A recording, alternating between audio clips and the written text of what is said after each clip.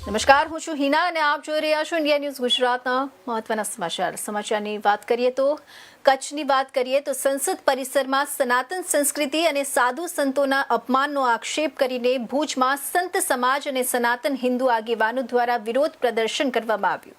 કલેક્ટરને આવેદનપત્ર આપી દેશના રાષ્ટ્રપતિ અને કેન્દ્ર સરકાર સમક્ષ સંબંધિત નેતાઓ સામે કડક કાનૂની કાર્યવાહી કરવાની માંગ કરવામાં આવી।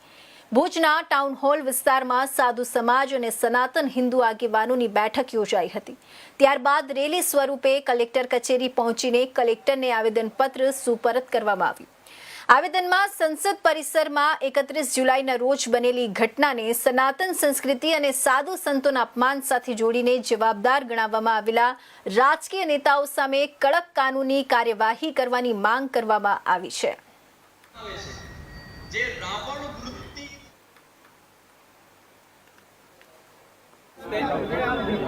તમે જુઓ છો એમ આખા સમગ્ર કચ્છમાંથી સાધુ સંતો બધા અહીંયા દોડતા ભેગા થયા છે। 31 જુલાઈએ 4-5 દિવસ પહેલા એ સંસદ ભવનની સામે પપ્પુ યાદવ એની ટીમ સમગ્ર ટીમ જે રાવણ વૃત્તિ ધરાવે છે અને સનાતન ધર્મનું અપમાન એમને કર્યું છે। જો એ લોકો પોલિટિકલ વ્યક્તિઓ છે, એ પોલિટિકલ વ્યક્તિઓ એકબીજા ઉપર આરોપ પ્રત્યારોપ કરે એમાં અમે ક્યાંય વચ્ચે ન આવીએ, પણ જો તમે તમારા રાજકીય રોટલા શેકવા માટે સાધુ સંતો કે સનાતન ધર્મનું અપમાન કરશો તો એ અમે સહન નહીં કરીએ। અમે ભલે સહિષ્ણુ પ્રજામાં અમારી ગણતરી થાય છે, પણ અમારી જ પ્રજામાં થયેલા ભગવાન શ્રી કૃષ્ણએ અર્જુનને સ્પષ્ટ કહ્યું હતું કે ભાઈ તારા પોતાના ભલે હોય, પણ જો એ અધર્મ કરતા હોય તો તારે તીર ઉઠાવવું જ પડશે અને યુદ્ધ કરવું જ પડશે। તો અમે બધા સાધુ સંતોએ કહેવા માટે કલેક્ટરશ્રી પાસે આવ્યા હતા। કલેક્ટરશ્રી પણ પોતાની મિટિંગમાં બિઝી હતા, પણ અમારા સંતોના આગ્રહને કારણે મિટિંગ દરમિયાન અમારે જવું પડ્યું વચ્ચે અને અમારે 2 મિનિટ લેવી પડી। એમની કિંમતી સમય અમે લીધો છે એમનો આજે અને અમારો ભાવ વ્યક્ત કર્યો છે કે દિલ્હીની અંદર જે પણ ઘટના થઈ છે એ સનાતન ધર્મની ઘટનાથી અમે બધા સનાતન વાસીઓ બધા હિન્દુ સનાતન ધર્મ ઉપર થયેલા આઘાતથી અમે બહુ જ દુઃખ થયું છે। સમગ્ર ઘટનાને વખોડીએ છીએ અને અમે માંગણી કરી છે કે આવું નાટક જેણે પણ કર્યું છે પાછું એમને એ સંન્યાસના ભગવા વસ્ત્ર પહેરી ભગવાન પાસેથી પૈસા ચોર્યા અને હાથમાં રામ ભગવાનનો ફોટો રાખ્યો। એનો મતલબ એમ કે રામને માનનારી પ્રજા ચોર છે, ભગવા વસ્ત્ર પહેરનારી પ્રજા આવી છે। એટલે કે મારો પ્રશ્ન જ એ છે કે શું સ્વામી વિવેકાનંદ અને શંકરાચાર્ય જ્યાં જન્મ્યા એ ભારતની અંદર શું સાધુ સંતો બધા આવા છે?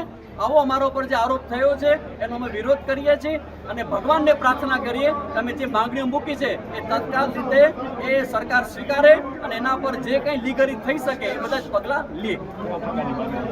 માંગણી એ મૂકવામાં આવી છે કે પપ્પુ યાદવ જે સંસદ છે એની આપણું નામ અને પરિચય। જય શ્રી રામ। કીર્તિભાઈ જાટિયા, વિશ્વ હિન્દુ પરિષદ સૌરાષ્ટ્ર પ્રાંત કોષાધ્યક્ષ, કચ્છ વિભાગ વાલી।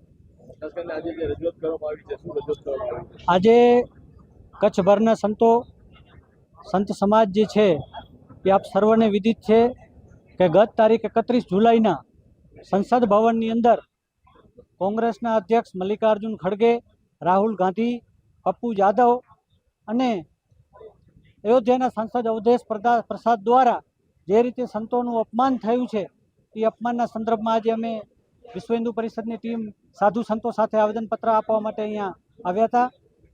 આપણે બધાને ખબર છે કે જે પ્રકારે ભગવા વસ્ત્ર ધારણ કરી અને પપ્પુ યાદવ સાંસદ દ્વારા લોકશાહીના મંદિર લોકસભાની અંદર જે પ્રકારનું કૃત્ય કરવામાં આવ્યું અને સંતોનું બદનામ કરવામાં આવ્યા એના માટેની અમે આજે રજૂઆત કરવા માટે આવ્યા હતા। અમે કલેક્ટરશ્રીના માધ્યમથી મહામહિમ રાષ્ટ્રપતિશ્રીને રજૂઆત કરી છે કે એમનું સંસદ સભ્યપદ છે એ રદ કરવામાં આવે, એમના ઉપર FIR કરવામાં આવે અને આ ચારેય સાંસદો સામે જે પ્રકારે હિન્દુ સંસ્કૃતિનું, હિન્દુ ધર્મનું અને સનાતન ધર્મનું અપમાન કર્યું છે એના સામે કડકમાં કડક કાર્યવાહી કરવામાં આવે એના માટે આજે કચ્છભરના સંતો અને સમાજના વિવિધ સમાજના આગેવાનો અને હિન્દુ સંગઠનો દ્વારા આજે અમે આવેદનપત્ર